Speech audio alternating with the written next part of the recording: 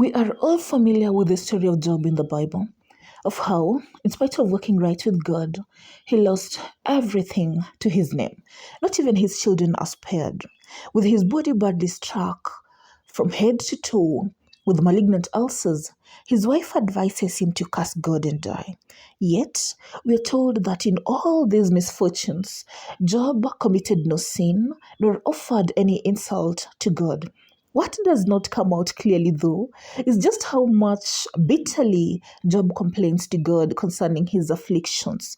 Job says that God has denied him justice and turned his life sour. Yet he is innocent, that God has laid his heavy hand on him, that God blocks his path, that God has made him a target for his archery, shooting arrows at him from every side. Yet he has walked in God's ways without swerving. Job claims to have kept every one of God's commandments. He wishes he could physically reach God and face to face plead his case. The only one thing that stands out is Job's unwavering belief in God to the very end. He says in Job 13:15, "Though he slays me, yet will I hope in him. I will surely defend my ways to his face." Job's lamentations begin in chapter 3 with the cursing of the day of his birth. He says, "May the day perish when I was born, and the night that told of a boy conceived. May that day be darkness. May God on high have no thought of it. May no light shine on it. May murk and deep shadow claim it for their own. Clouds hang over it. Eclipse swoop down on it. Yes, let the dark lay hold of it. To the days of the year, let it not be joined. Into the reckoning of months, not find its way. May that night be dismal, no shout of joy come near it. Tell the sorcerers to curse that day, those who know how to control Leviathan. Dark be the stars of its morning. Let it wait in vain for light and never see the opening eyes of dawn, since it would not shut the doors of the womb. Be it to hide sorrow from my eyes. Why did I not die newborn, not perish as I left the womb? Why were there two knees to receive me, two breasts for me to suck? Had there not been, I should now be lying in peace, wrapped in a restful slumber, or put away like a stillborn child that never came to be, like unborn babes that never see the light. Down there, high and low are all one, and the slave is free of his master." Why give light to a man of grief? Why give life to those bitter of heart, who long for a death that never comes and hunt for it more than for buried treasure? They would be glad to see the grave mound and shout with joy if they reached the tomb. Why is life given to a man whose way is hidden, whom God has hedged in? My only food is sighs, and groans pour out like water. What I feared has come upon me. What I dreaded has happened to me. For me, there is no calm, no peace. My torments banish rest. If only my misery could be weighed and all my ills be put on the scales, but they outweigh the sands of the seas. What wonder then if my words are wild? The arrows of Shaddai stick fast in me. My spirit absorbs their poison. God's terror stands against me in array. Oh, may my prayer find fulfillment. May God grant me my hope. May it please God to crush me, to give his hand free play and do away with me. What strength do I have that I should still hope? What prospects that I should be patient? Do I have the strength of a stone? Is my flesh bronze? Do I have the power to help myself now that success has been driven from me? Put me right, and I will say no more. Show me where I have been at fault. Do not mortals have had service on earth? Are not their days like those of hired laborers? like a slave longing for the evening shadows, or a hired laborer waiting to be paid. So I have been allotted months of futility, and nights of misery have been assigned to me. When I lie down, I think, how long before I get up? The night drags on, and I turn and toss till dawn. My body is clothed with worms and scabs. My skin is broken and festering. My days are swifter than a weaver's shuttle, and they come to an end without hope. Remember, O God, that my life is but a breath. My eyes will never see happiness again. The eye that now sees me will see me no longer. You will look for me, but I will be no more. As a cloud dissolves and is gone, so he who goes down to Sheol will never ascend again. He will never come to his house again. His place will know him no more. No wonder then if I cannot keep a silence. In the anguish of my spirit, I must speak. Lament in the bitterness of my soul. Am I the sea or the monster of the deep that you should keep me under watch and guard? When I think my bed will comfort me and my couch will ease my complaint, even then you frighten me with dreams and terrify me with visions, so that I prefer strangling and death rather than this body of mine. I despise myself. I would not live forever. Let me alone. My days have no meaning. What is man that you should make so much of him, subjecting him to your scrutiny? That morning after morning you should examine him, and at every instant test him. Will you never take your eyes off me long enough for me to swallow spittle? Suppose I have sinned. What have I done to you? You who see everything we do. Why have you made me your target? Have I become a burden to you? Why do you not pardon my offenses and forgive my sins? For I will soon lie in the dust. You will search for me, but I will be no more. God does not restrain his anger. Even the cohorts of Rahab cowered at his feet. How then could I dispute with him? How could I find words to argue with him? Though I were innocent, I could not answer him. I could only plead with my judge for mercy. Even if I summoned him and he responded, I do not believe he would give me a hearing. He would crush me with a storm and multiply my wounds for no reason. He would not let me catch my breath, but would overwhelm me with misery. If it is a matter of strength, he is mighty. And if it is a matter of justice, who can challenge him? Although I am blameless, I have no concern for myself. I despise my own life. It is all the same. That is why I say, he destroys both the blameless and the wicked. When a sudden deadly scourge descends, he laughs at the plight of the innocent. The skin My days are swifter than a runner. They fly away without a glimpse of joy. They skim past like birds of papyrus, like eagles swooping down on their prey. If I say, I will forget my complaint, I will change my expression and smile, I still dread all my sufferings, for I know you will not hold me innocent. Since I am already found guilty, why should I struggle in vain? Even if I washed myself with soap and my hands were cleansing powder, you would plunge me into a slime pit so that even my clothes would test me. He is not a mere mortal like me that I might answer him, that we might confront each other in court. If only there was someone to mediate between us, someone to bring us together, someone to remove God's rod from me, so that his terror would frighten me no more. I loathe my very life. There I will give free rein to my complaint and speak out in the bitterness of my soul. I say to God, Do not declare me guilty, but tell me what charges you have against me. Does it please you to oppress me, to span the work of your hands, while you smile on the plans of the wicked? You who inquire into my faults and investigate my sins, though you know that I am not guilty and that no one can rescue me from your hand. Your own hands shaped me, modeled me, and would you now have a second thoughts and destroy me? You modeled me, remember? As clay is modeled, and would you reduce me now to dust?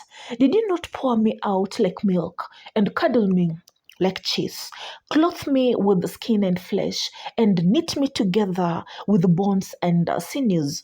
And then you endued me with life, watched each breath of mine with a tender care. Yet, after all, you were dissembling, biding your time, I know, to mark if I should sin, and to let no fault of mine go uncensored.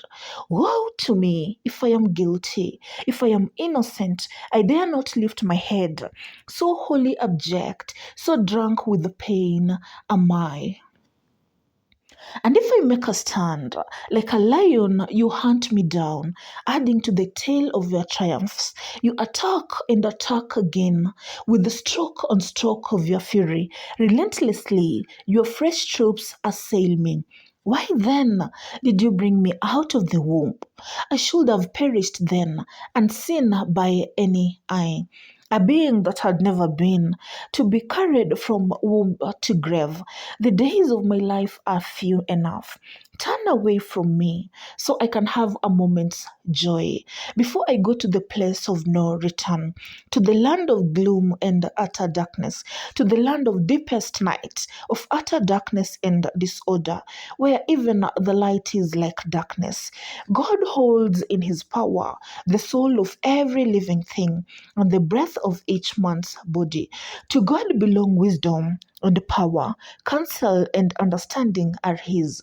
What he tears down cannot be rebuilt. Those he imprisons cannot be released. To him belongs strength and insight. Both deceived and deceiver are his. He reveals the deep things of darkness and brings utter darkness into the light.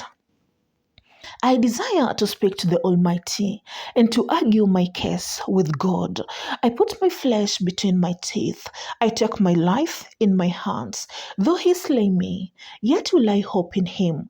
I will surely defend my ways to his face. Indeed, this will turn out for my deliverance, for no godless person would dare come before him. Listen carefully to my words and lend your ears to what I have to say. You should see, I will proceed by due form of law, persuaded as I am that I am guiltless. Who comes against me with an accusation? Let him come. I am ready to be silenced and to die. Only grant me these two things, God, and I will not hide from you. Withdraw your hand far from me and stop frightening me with your terrors. Then summon me and I will answer, or let me speak and you reply to me. How many wrongs and sins have I committed? Show me my offense and my sin. Why do you hide your face and consider me an enemy? Will you torment a wind-blown leaf? Will you chase after dry chaff? For you write down bitter things against me, and make me reap the sins of my youth. You fasten my feet in shackles. You keep close watch on all my path, by putting marks on the soles of my feet, while my life is crumbling like rotten wood or a moth-eaten garment. Man, born of woman, has a short life, yet has his fill of sorrow. He blossoms and he withers like a flower, fleeting as a shadow, transient. And this is what you deign to turn your gaze on, him that you would bring before you to be judged. Who can bring the clean out of the unclean? No man alive. Since man's days are measured out, since his tale of months depend on you, since you assign him bounds he cannot pass, turn your eyes from him. Leave him alone, like a hired drudge, to finish his day. At least there is hope for a tree. If it is cut down, it will sprout again, and its new shoots will not fail. But a man dies and is laid low. He breathes his last and is no more. The waters of the seas may disappear, all the rivers may run dry or drain away, but man, once in his resting place, will never rise again. The heavens will wear away before he wakes, before he rises from his sleep. If only you would hide me in Sheol and shelter me there until your anger is past, fixing a certain day for calling me to mind. For once a man is dead, can he come back to life? Day after day of my service, I should wait for my relief to come. Now you count every step I take, but then you would cease to spy on my sins. You would seal up my crime in a bag and whiten my fault over. But as a mountain erodes and crumbles, and as a rock is moved from its place, as water wears away stones and torrents wash away the soil, so you destroy a person's hope. You crush him once for all, and he is gone. You mar him, and then you bid him go. If his sons achieve honor, he does not know of it. Humiliation, he gives it no thought. He feels no pain for anything but his own body, makes no lament save for his own life. Surely, God, you have worn me out. You have devastated my entire household. You have seized me. You are my enemy. I am skin and bones, and people take that as proof of my guilt. God assails me and tears me in his anger and gnashes his teeth at me. My opponent fastens me his piercing eyes. People open their mouth to jeer at me. They strike my cheek in scorn and unite together against me. God has turned me over to the ungodly and throws me into the clutches of the wicked. All was well with me, but he shattered me. He seized me by the neck and crushed me. He has made me his target. His archers surround me. Without pity, he pierces my kidneys and spills my gall on the ground. Again and again, he bursts upon me. He rushes at me like a warrior. I have sewn sackcloth over my skin and buried my brow in the dust. My face is red with weeping. Dark shadows ring my eyes. Yet my hands have been free of violence, and my prayer is pure. Earth, do not cover my blood. May my cry never be laid to rest. Even now, my witness is in heaven. My advocate is on high. My own lament is my advocate with God, while my tears flow before him. Let these plead for me as I stand before God, as a man will plead for his fellows. For the years of my life are numbered, and I shall soon take the road of no return. My spirit is broken, my days are cut short, the grave awaits me. Surely mockers surround me. My eyes must dwell on their hostility. Give me, O God, the pledge you demand. Who else will put up security for me? For you have shut their hearts to reason, and not a hand is lifted. Like a man who invites his friends to share his property, while the eyes of his own sons languish, I have become a byword among the people, and a creature on whose face to spit. My eyes have grown dim with grief. My whole frame is but a shadow.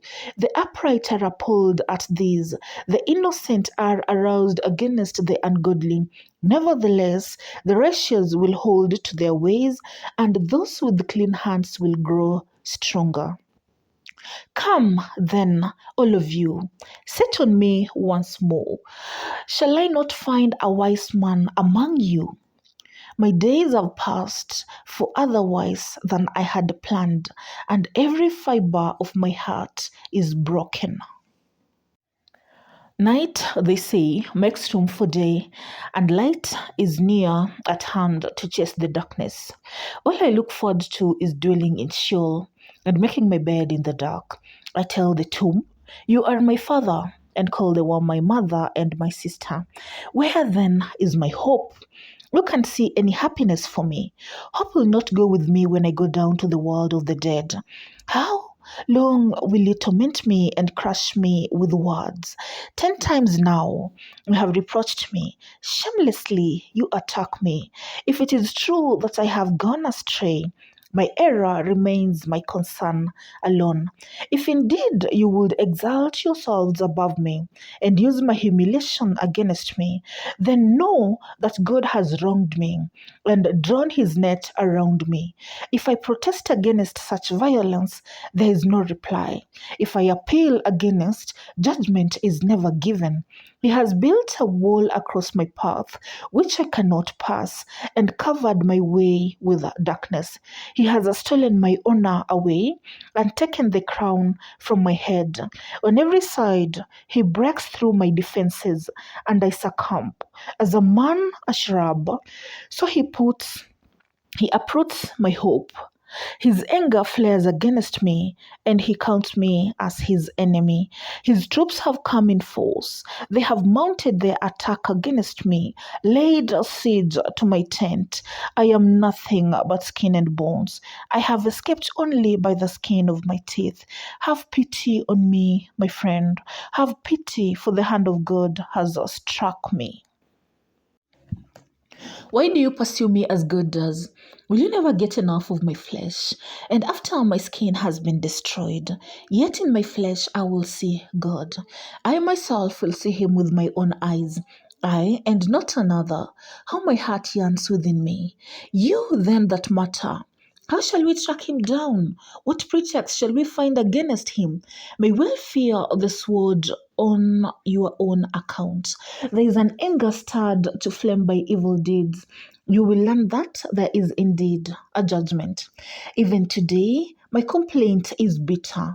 His hand is heavy in spite of my groaning. If only I knew where to find him.